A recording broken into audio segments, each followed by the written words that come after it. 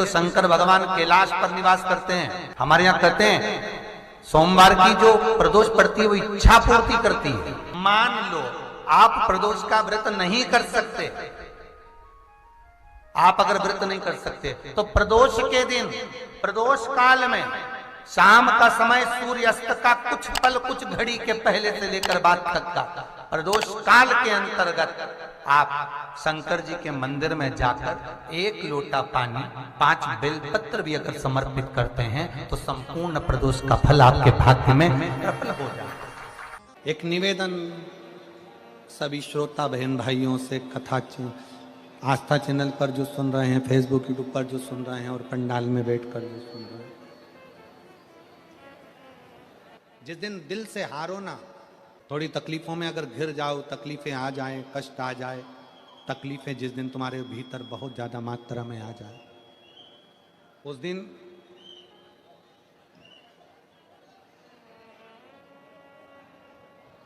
तीन बेलपत्र, एक बेलपत्र में पीला चंदन, बीच वाली पत्ती। जिस दिन तुम्हें लगे कि मैं बहुत दुखी चल रही हूं और मेरा काम हो ही नहीं रहा, बहुत तकलीफ की जिंदगी चल रही है, कोई हाथ पकड़ने वाला नहीं है, कोई संभालने वाला नहीं है और बहुत तकलीफ हो रही, बहुत तकलीफ। उस समय पर एक बेलपत्री के बीच वाली पत्ती पर पीला चंदन, दूसरी पत्ती पर लाल चंदन और तीसरी पत्ती पर 11 चावल गीले, पानी में उसको थोड़ा सा भिगो लें या धो लें, 11 चावल गीले शिव जी की उस पत्ती पर रखी। सबसे पहला पीला चंदन का बेलपत्र, दूसरे नंबर पर लाल चंदन का बेलपत्र, तीसरे नंबर पर जो 11 चावल आपने धोकर रखे हैं वो हाथ की हथेली में रखना है और हाथ की हथेली में रखकर अपनी कामना कर कर भगवान शंकर से विनय कर कर पंचाक्षर मंत्र नमः शिवाय या षडाक्षर मंत्र ओम नमः शिवाय या श्री शिवाय नमस्तुभ्यम बोलकर उस बेलपत्र पर सीधे हाथ में रखकर उल्टे हाथ का स्पर्श कर कर बाबा से अपने मन के भाव कहकर शंकर के शिवलिंग पर उसे समर्पित कर दीजिए। 1 ही लोटा जल, जहां से जल बहता है अशोक सुंदरी वाली जगह, 1 ही लोटा जल, जहां से जल बहता है उस जल बहने वाली जगह पर 3 बार उस जल को अपनी कामना कर कर श्री शिवाय नमस्तुभ्यम या पंचाक्षर मंत्र या षडाक्षर मंत्र बोलकर 3 बार उस स्थान पर गिरा दीजिए। गिराने के बाद में बाबा से विनय कर कर अक्षत वाली जो बेलपत्र है, एक बेलपत्र और एक अक्षत उसमें से अपने लिए लेकर आ जाओ। उसको 2 महीना 3 महीना अपने घर में रखिए।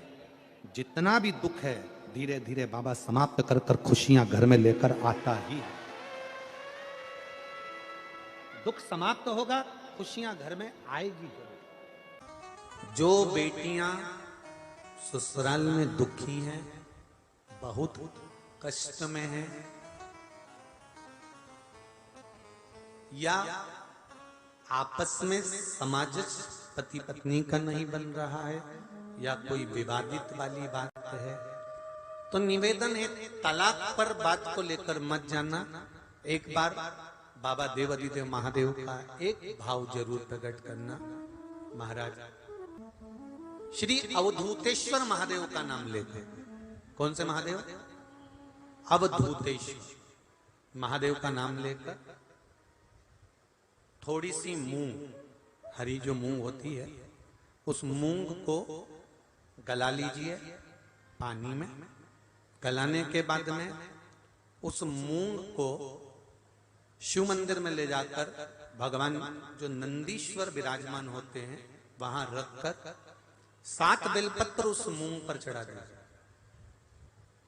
चढ़ाकर बेलपत्र मेरे देवाधिदेव महादेव को अवधूतेश्वर महादेव के नाम से समर्पित कर दीजिए।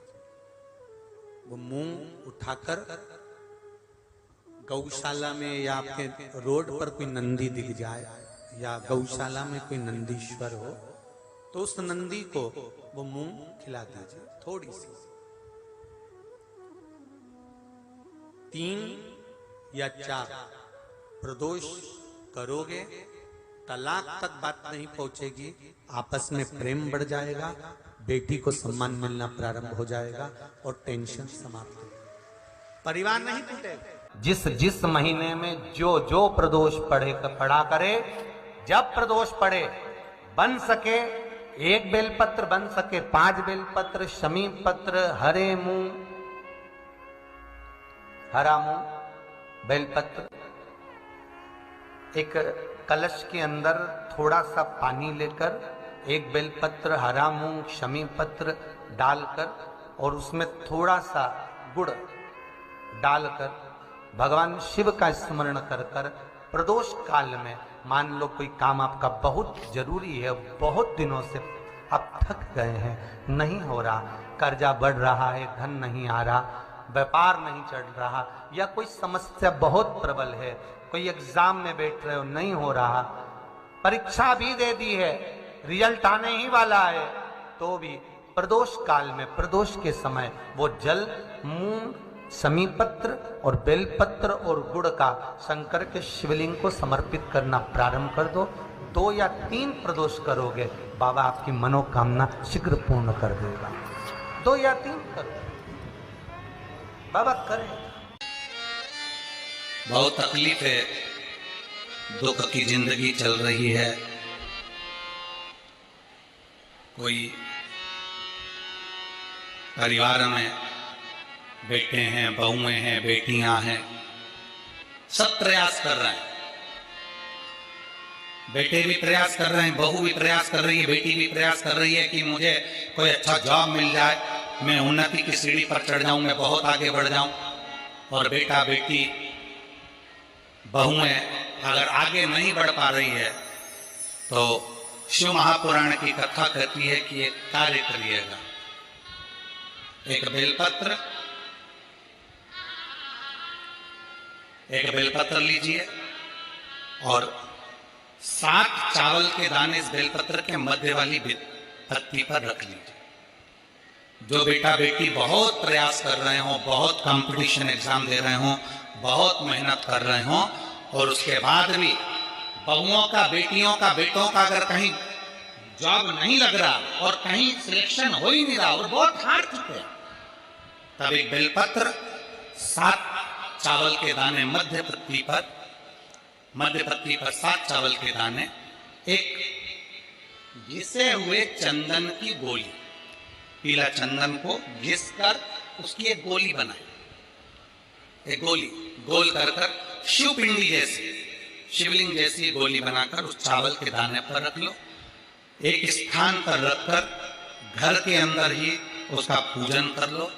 और पूजन करना है वही जो आप घर में सामग्री, आपके रोली, चावल, मोली, हल्दी, उससे पूजन कर दिए से आरती कर ऐसी कैसी ही बेलपत्र अशोक सुंदरी वाली जगह पर, थोड़ा समझिएगा, अशोक सुंदरी वाली जगह मतलब जहां से पानी बह रहा है उस ओर इस डंडी को रखना और ऐसी कैसी पत्ती अशोक सुंदरी वाली जगह पर रख दीजिए। ये किसी भी प्रदोष के दिन या किसी भी सोमवार की अष्टमी के दिन या किसी भी विशेष शिवरात्रि के दिन आप ये एक बार केवल करना है और अपने मन की कामना कर उसको रखकर बाबा को घी का 2 दिया लगाकर आ जाना है। मेरा भोलेनाथ आपका हाथ पकड़कर आपको कंपटीशन एग्जाम में विजय दिलाएगा। पर मेहनत करना नहीं छोड़ना, परिश्रम करना नहीं छोड़ना, संघर्ष करना मत छोड़ना। अपनी मेहनत को 4 गुना करना है, अपने परिश्रम को 4 गुना करना है, अपने कर्म की लगन को बढ़ाना है। जितने घंटे पढ़ाई करते थे उससे 2 घंटा और बढ़ाओ, जितनी मेहनत करते थे उससे 4 घंटा की मेहनत और बढ़ाओ। और साथ में 7 अक्षत, एक चंदन, पीले चंदन की एक शिवलिंग जैसी आकृति, छोटा सा शिवलिंग जैसा भाग रखकर घर में उसका पूजन कर घी का दिया से आरती लगाकर बाबा की आराधना कर दिल से कामना कर बाबा से वो ले जाकर ऐसे कैसा ही पता अशोक सुंदरी वाली जगह, अशोक सुंदरी की जगह जानते हो, ये जो जगह है, ये जो जगह दिख रही है, मेरा निवेदन है चैनल वालों से थोड़ा उसको दिखाने का प्रयास करें। ये जो जगह है, ये शिवलिंग है, इधर शिवलिंग है, और शिवलिंग के साइड में जो जगह होती है जहां से पानी बहता है, उसको अशोक सुंदरी की जगह कहते हैं। तो इस स्थान पर इस बेलपत्र को, इस बेलपत्र की डंडी पानी बहते समय, बेलपत्र की डंडी है वो पानी बहने के स्थान पर हो, उसको रख दीजिए। 2 घी के दिए लगाकर, और घी के दिए का स्मरण करें। दोनों दिए गोल बत्ती के नहीं होंगे, दोनों दिए लंबी बत्ती के नहीं होंगे। जो 2 दिए आप लगाएंगे, एक गोल बत्ती का होगा, एक लंबी बत्ती का होगा। गोल बत्ती क्या बोलते हैं यहाँ पर? फूल बत्ती। यहाँ फूल बत्ती बोलते, तो गोल बत्ती मतलब फूल बत्ती, और लंबी बत्ती, लंबी वाली बत्ती। 2 दिए लगाना है, एक जगत जननी का, एक बाबा विश्वनाथ का। दोनों दिए आप रखकर बाबा को प्रार्थना कर कर दिल से आइए, मेरा शंकर आपकी कामना पूर्ण करेगा, और पत्र व्यासपीठ पर जरूर आए अवश्य। शिव को प्रिय है पुष्प में आंक का पुष्प, जो आंकड़े का पुष्प होता है शंकर को बड़ा प्रिय है। और दूसरे नंबर पर शंकर को प्रिय है शमी का पुष्प, बहुत ध्यान देना महाराज। तीसरे नंबर पर शंकर को प्रिय है महाराज सरसों का पुष्प। सरसों होती है ना, जो राई अपन बोते हैं, सरसों बोते हैं, उसमें पीले कलर का जो पुष्प लगता है। हमारा तो निवेदन रहता है जब तक सरसों आए तो प्रयास करा करो कि सरसों के 108 पुष्प शंकर भगवान पर चढ़ाना प्रारंभ कर दो। महाराज ये पक्का है कि वर्ष भर कोई बड़ी बीमारी आपको घेर नहीं सकती अगर सरसों के फूल शिव को चढ़ रहे हैं तो। और प्रयास करना कि सरसों का जो पुष्प होता है, सरसों का जो फूल होता है महाराज, अगर कोई व्यक्ति को किडनी या लीवर से जुड़ी हुई कोई तकलीफ होती है, या किसी व्यक्ति का एक्सीडेंट हो गया होता है और उसका कोई अंग रह गया हो, कोई शरीर का कोई भाग रह गया और वो काम नहीं कर रहा हो, जैसे किसी के पांव रह जाते हैं एक्सीडेंट के बाद, किसी का हाथ रह जाता है, या कोई अंग काम नहीं कर रहा हो, वहाँ ब्लड पहुँच नहीं रहा हो, वो जगह एकदम सुन्न हो गई हो, खाली पड़ गई हो, तो उसके लिए शिव महापुराण की कथा कहती है कि सरसों के पुष्प 11 शंकर जी के राइट भाग में, जहाँ शिव जी के गण दरवाजे के द्वारपाल मणिभद्र जिस जगह पर निवास करते हैं, कौन निवास करते हैं? मणिभद्र। शंकर जी के दरवाजे के द्वारपाल हैं मणिभद्र जी। तो मणिभद्र दरवाजे के द्वारपाल में राइट भाग में मणिभद्र जी विराजते हैं। मतलब राइट भाग कौन सा हुआ? जब आप मंदिर से बाहर निकलेंगे तो राइट भाग, मंदिर में प्रवेश करेंगे जब राइट नहीं होना चाहिए, आप मंदिर से जब जाएं तो राइट भाग।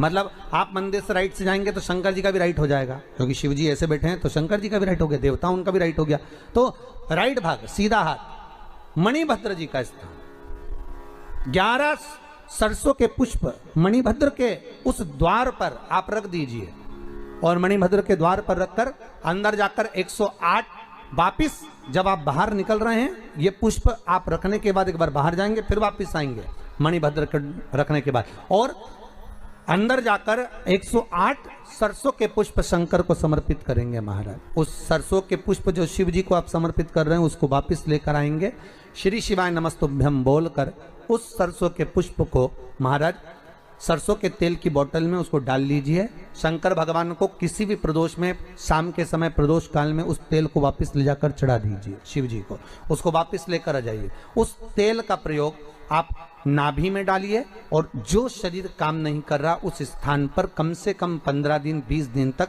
उसकी मालिश करना प्रारंभ करिए। बाबा चाहेगा तो चलाने का प्रयास कर देगा और वो अंग, वो शरीर काम करने लगेगा। मणिभद्र का स्मरण, श्री शिवाय नमस्तुभ्यम, सब बोलिए एक बार जमकर, श्री, अरे पहले बोल दिया, हमारे साथ तो बोलो, श्री शिवाय नमस्तुभ्यम। भगवान शिव के मंत्र का स्मरण कर कर करते सरसों का जो पुष्प है उसमें आनंद की अनुभूति है। किसी कारणवश कोई कार्य ऐसा हो गया हो कि आप बहुत मेहनत कर रहे हो, सफलता नहीं मिल रही हो, लक्ष्मी प्रवेश नहीं कर रही हो, तो महाराज बेल का जो फल होता है, उस फल के अंदर का जो गुर्दा होता है, बेल के फल का अंदर का जो भाग होता है गुर्दा, उसको लेकर घर पर आओ और सुखा लो। सुखाने के बाद उसको जलाओ, जलाकर उसकी भस्म तैयार, उस भस्म को अच्छा बढ़िया पीस लो, पीस कर कपड़े से छान लो महाराज। उसको छान कर जब आप शंकर भगवान का पूजन करने के लिए शिव मंदिर में जाएं महाराज, किसी भी 5 प्रदोष या 5 सोमवार या सोमवार की अष्टमी पड़ जाए उस दिन, थोड़ी सी भस्म लेकर जब जाएं घर से, उसमें से थोड़ी सी भस्म बेलपत्री के पेड़ के नीचे श्री कुंदकेश्वर महादेव का नाम लेकर चढ़ा दे। क्या नाम लेना है? कुंदकेश्वर। उसी में से थोड़ी सी भस्म जो बेलपत्री के वृक्ष के नीचे आपने चढ़ाई या बेलपत्री के वृक्ष की जड़ में चढ़ाई, उसको लेकर आओ और वही वृक्ष माता पार्वती का नाम लेकर भगवान शंकर के ऊपर चढ़ा दो और अपनी मनोकामना कर 1 लोटा पानी शिव पर समर्पित कर दो। चुटकी भर बस, ज्यादा नहीं, मात्र चुटकी। 5 प्रदोष भी पूरे नहीं होंगे और बाबा चाहेगा कि आपका जो लक्ष्मी रुकी हुई है या व्यापार नहीं चल रहा या कार्य नहीं हो रहा, तो बाबा उसको 1 प्रदोष 2 प्रदोष करोगे, तीसरे प्रदोष में तो बाबा धक्का लगा ही देगा। शंकर भगवान को भस्म अति प्रिय। बेलपत्री किसका प्रतीक है? माता पार्वती। जब मां जगत जननी जगदम्बा नवरात्र में दर्शन किया होगा, माता का जहां यज्ञ होता है, सप्तसती से यज्ञ हो, चाहे मां अम्बे जगदम्बा का जो यज्ञ होता है, उसमें